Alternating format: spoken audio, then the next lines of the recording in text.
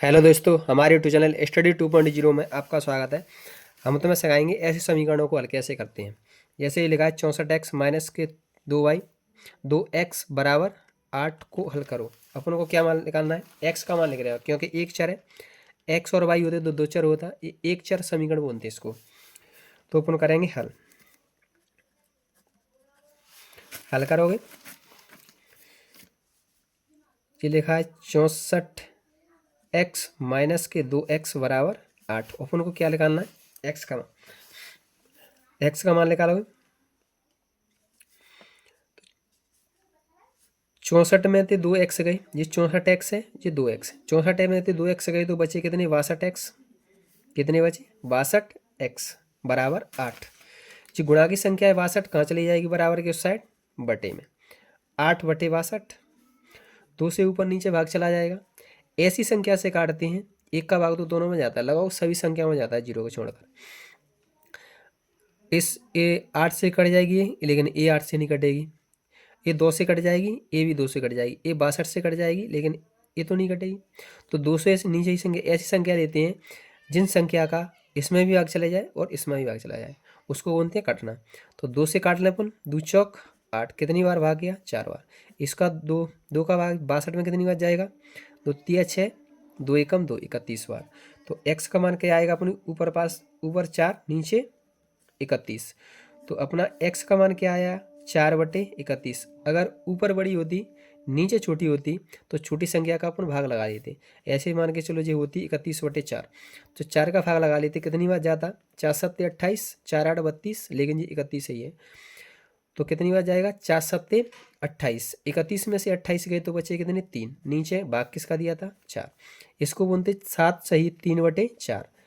ऊपर अगर बड़ी संख्या आ रही है तो ज़्यादातर ए आंसर देखने को मिलेगा आपको। अगर ऊपर छोटी संख्या नीचे बड़ी संख्या तो ये आंसर। ठीक, अब अपन देखेंगे ऐसा ही क्वेश्चन दूसरा है, इसको करेंगे अपन हल। किसको? इसको को हल करो, इसमें से निकालेंगे। तो ये दिया है माइनस के 25x प्लस 9x बराबर 64। इसको अपन निकालेंगे, इसमें भी एक चर समीकरण है। अपन इसमें से x का मान निकालेंगे तो 25 में से ए प्लस का है 25x, ए माइनस का है 25x, ए प्लस का है 25, वो 9 प्लस का है। ए माइनस के 25x, ए प्लस के 9x बराबर प्लस के 64।